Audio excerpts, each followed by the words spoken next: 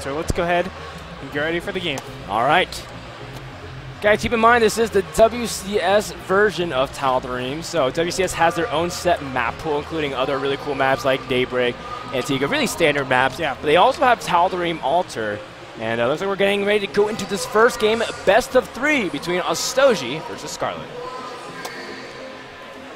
Tal'Darim is one of those maps that are a little bit weird just because you have no main to natural ramp. I know we're a little bit of pause right here.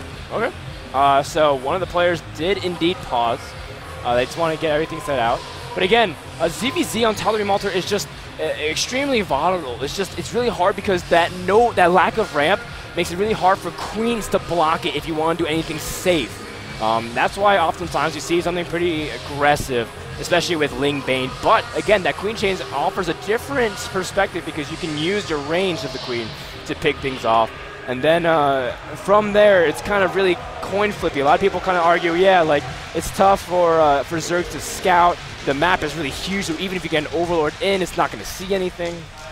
Yeah, and you know we've kind of hard. We've kind of had a metagame shift away from ZerG Baneling because of that queen change, because they have 5 range. Yeah. The Queendra list has been able to defend every single ZerG Baneling, even all-ins, pretty effectively, just because they're independent of Larva and they deal a lot of damage. That's huge. That's a great point. Yeah. Queens not being forced to use a Larva to make a queen is so huge in terms of the early dynamics because you can squeeze out that extra defense. And you see ZerGs just even go slowly, save their gas, and spine up. And all of a sudden, they're unbreakable for early stages. We'll see how both of those play out. But Andre, let's introduce our players. Yep. In the bottom right-hand position as the orange ZerG, we have Gosu Ostojiy.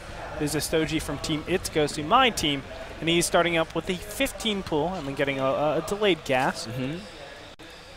Scarlett is the top right purple ZerG. Scarlett from Team Acer joins the ranks of players like NMrUUG and Bly and all these cool things. Oh, wait, whoa, look at what Scarlett's doing. Very interesting. So cool. This is actually really interesting. Placing a hatchery to kind of block anything, just forms a choke, or does that? I've never seen this. Does this block the entire path? I don't think so. No, it doesn't block the entire path, but that's why it's so powerful. Have you seen this before, Andre? It's because you want to be able to defend against ZerG Baneling all-ins. And that way you can actually make this kind of big choke a ramp, right? So it's only one queen big. You can obviously block it off, and then you can defend pretty accurately. So I like what we're seeing, but Ostojiy is easily just taking his own expansion. Now, what that means is Scarlett has the ability to always pressure Ostojiy, but Ostojiy doesn't have the ability to pressure Scarlett because of this block, because there exists that problem. But don't forget, Scarlett, I mean, she has the ability to still mine gas pretty efficiently. That gas is right next to the hatchery. So she has the capabilities of droning up in this early game stage and then exploding with a ton of ZerG Baneling and possibly switching over to something like Roaches with still maintaining a pretty good gas count to maintain that constant pressure. Ostojiy has continued to mine gas to the point where he actually has 100 excess and he dropped 50 of it on a Baneling nest. So Ostojiy, he can't really get a good scouting as well. That's actually kind of what's cool about doing this whole thing. Ostojiy knows that the queen will zone off anything, so it's not worth sacking at this point. And just like that, Scarlett denied lots of information. While she got everything she needed, she scouted an expansion at a regular time. Now, this is really weird for Scarlett. I think this is actually incorrect. She's going ahead and putting down a 3rd hatchery. This 3rd hatchery showcases to her opponent that she will never be in a position where she can attack. Yeah, she can't put on any aggression. There's just too much damage, or excuse me, there's just too much investment going into macro, going into, obviously, this hatchery, the 2 hatcheries, that you can never get a big enough army, or you can never really mount any tech. And that's going to be a big problem going into this later game stage, where Ostojiy is obviously already situated his expansion, and he's going to be able to do basically whatever he wants to. And you see 2 Banes trying to rush in, but they explode on the queen, grabbing a couple of ZerGs, but man, that's not really going to do too much, and Scarlett is completely safe with that queen out. Yeah, she's safe, but the problem is she lost a couple of ZerGlings there and a ton of, well, just a single queen. That single queen actually ridiculously ridiculously hurts her. 25 harvesters, 25. But we have the double inject and the hatchery on the right area. I think Ostojiy is looking really, really fine going into this game number 1. Yeah, this is really interesting. The banelings are trying to run and trying to hover around that spine crawler in case they want to protect it. And the spine crawler does end up dropping. And Ostojiy even saves a baneling, so Scarlett still can't even protect her zone that liberally. You can see Scarlett does end up pumping out a couple more drones, but for the most part has finally stabilized. Ostojiy, after all this, has the drone advantage. But that extra hatchery does come into play. And man, I'm just so taken aback about how well Scarlett's been able to use this to kind of defend. But now she scouts a huge horde of banelings that are in the process of morphing, so Scarlett knows what's coming next. Yeah, she needs to be careful because she doesn't know the baneling timing, so there can easily be one baneling popping. All of a sudden, all of her Zerglings are dead. 3 banelings are going to come up here, trying to look for some damage. Oh. Probably going to trade. Very nicely done. Ostojiy tried to trade 2 banelings to try to destroy the rest of them, but Scarlett managed to finish them. And the big thing is that he didn't capitalize by killing those eggs. He let them finish, so he traded a baneling for literally nothing. At this point, you can see Ostojiy. Ooh, good split. Ostojiy, no. Oh, that hurts so bad, Andre. Wow, losing so many Zerglings. You have to look at the larva at that point. Income tab is showing 37 to 34. But Scarlett's larva is a lot more expendable. Ostojiy's is not. He's only on 2 hatcheries still. So I have to feel like that's a big advantage for Scarlett, seeing as she's situated her expansion and she's now able to start materializing. She's going to mount a pretty big assault. I think Ostojiy needed to do a lot more damage from that attack or get some advantage in tech or something. But now that, you know, Scarlett is on the warpath, I think she's looking really good to take, not to take game number 1, but at least get an advantage. Yeah, now that the scariest part of that early game has subsided, where she wasn't able to, you know, get enough larva out. But now that she has a huge amount of units and a larva available to her, she has a lot of initiative. You know, she can just sit back and macro. She can kind of threaten and poke her opponent, and that's exactly what Scarlett's doing. Yeah, she's down in supply, but there's because army is pretty much what Ostojiy has at this point. He's also trying to sneak out a few roaches. He does have some in his army composition, but for the most part still staying on just a huge army count. Yeah, and he's looking to just crushing blows right here. He needs this to work. Unfortunately for him, he hasn't gotten any +1 or anything, so the Zerglings are quite powerful, but Zergling Baneling obviously, excuse me, Roach Baneling is obviously really powerful. Oh my gosh! Another fantastic trade for Scarlett, and you can see that Ostojiy has nothing really to keep those roaches safe from the Zerglings. The Zerglings can surround it, but Scarlett didn't want to wander too far off the path. Saw those reinforcing roaches. Ostojiy, 2 bad trades of Banelings thus far it just hurts. I think Ostojiy continuing this attack is ill-fated. I don't think he can actually do anything. There's just too many spine crawlers. Yeah. And the fact he doesn't have +1 attack really gives power to those Zerglings. Zerglings obviously don't get don't get 2-shotted by those roaches. It lets them, you know, start dishing out a lot more damage for a lot longer. So Ostojiy is still going to try to keep going on with this. You can see the supply counts are similar. Ostojiy is slightly ahead, but that's very misleading, since Ostojiy, you know, he has roaches out and his opponent doesn't. Roaches are a big supply tank.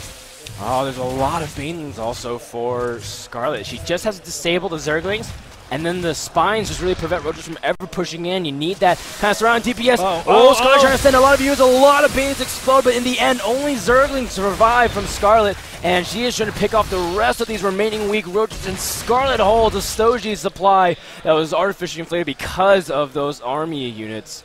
Now evens out, but that gives Scarlett a really nice advantage because she's been able to mine gas that much longer. Look at this. Infestation Pit is finished. Double Evos are down and upgrading. She is just so far ahead.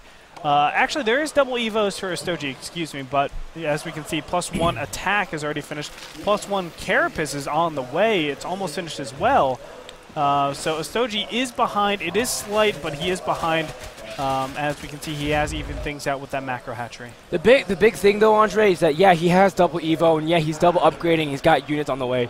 The big thing is, though, Scarlett's been much more conservative with her gas. She's been able to save everything for, you know, infestors, just sprinkling banelings here and there, getting really critical upgrades, and this fast hive from Scarlett as well. She's able to afford all of that and still maintain a pretty healthy gas count for those infestors. So that's going to be a big story as well. Ostojiy's trying to eventually gravitate towards roaches and then trying to probably incorporate infestors later on. But for now, Scarlett changing it up, doing more of that really quick zergling and infestor style and having a lot of minerals, spending your larva and expanding really quickly. You know, it's misleading how, how effective roaches are. You always think, oh, roaches, they're only 2 supply, et cetera, et cetera. But the fact of the matter is getting zerglings really allows you to do a lot of aggression if you're able to hold in the beginning stage. Wow, Scarlett getting into a little bit of pickle there. But what I was saying is, zerglings are a lot better at actually producing. Like, you're able to do a lot more things if you only get zerglings and rely on that. The biggest problem in the beginning stage is that they're so ineffective against banelings, against roaches, things like that. But if you're able to stabilize, it's a much better route, seeing as it's a lot less supply to deal with, so you don't have to get so many overlords so many times. And additionally, you can save up all that gas, as you were saying, for the infestation tech, and just explode off of mid-game tech. It's really, really important that people know that in ZvZ. This is really good high timing from Scar as well, because she knows that Ostojiy's committed to roaches. There's a Nidus Worm. Oh my goodness, from Ostojiy. Turning on the infestation pit. A very nice choice to kind of cripple her tech. Oh, but he leaves it alive for just a little bit, and Ostojiy will have to engage with the rest of it. But now, Scar has sniped the Nidus Worm, and these roaches are trapped. Very well played by Ostojiy, just circumventing all the spine crawlers. This is a very difficult position for Scarlett to be in. In the meantime, the third base is under attack, but there are a ton of spine crawlers to defend everything over there. Baneling's trying to waddle into the mineral line, but that's not going to happen. Another Nidus Worm going down, and the spawning pool gets taken out. Oh my goodness, Scarlett, in the blink of an eye, might lose this game just because she did not see this Nidus Worm going down. You're absolutely right. That Nidus Worm changes everything. Scarlett, if she just defended traditionally at the front, she would have been okay, but now she has to defend in the main, and Scarlett's losing a significant portion of her economy now. Also, this hive is essentially useless in terms of larvae. Anything that spawns instantly dies. Now Ostojiy sniping tech, working on the Ultralisk Cavern as well. Only one is put in production. Oh, Scarlett wants to use that choke, but she doesn't have the energy to really fungal. Has to kind of back off and let the spines do work.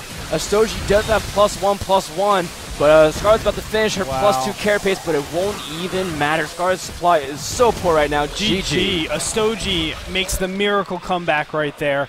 There was so little amount of actions that he could have done to win that game. It was really tough position, because if you try to go to the front, Scarlett has a tech advantage, she has an upgrade advantage, she gets fungals, keeps those roaches in place, and Ultralisk just kill everything. Exactly.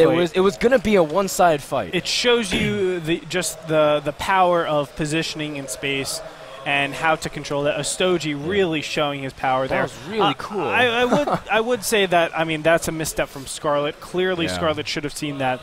But, Ostojiy at least giving him the options to come back into that game, saying, okay, I have these set of moves that will actually either get me back in the game or win the game, right? And he did all of them. He executed as many of them as possible. Scarlett let one slip by, and that was the entire game.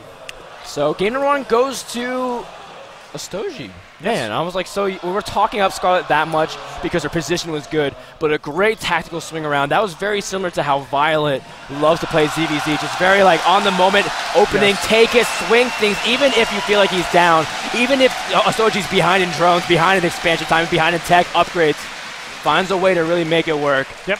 Takes game number 1. We'll find out what happens game number 2. Just going to find out everything right now, what her map choice is going to be. Let me go ahead and just check. All right, let me